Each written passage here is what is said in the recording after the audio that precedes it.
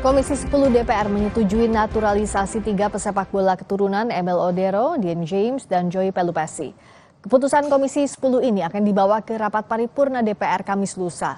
Rapat kerja Komisi 10 DPR RI menyetujui pemberian kewarganegaraan Indonesia untuk 3 pesepak bola keturunan. Ketiga pemain ini diharapkan dapat menambah daya gedor Timnas Indonesia pada lanjutan ronde kualifikasi Piala Dunia 2026. Dian James dan Joy Pelupesi hadir secara virtual dalam rapat ini.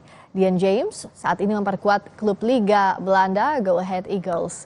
Sedangkan Joy Pelupesi kini bermain di klub kasta kedua Belgia Lommel SK. Sementara Emil Odero kini bermain di Palermo di Serie B Liga Italia. National team on short term to reach the World Cup. And for me, it's the Indonesian is in my blood, and it's just an honor to play for the country.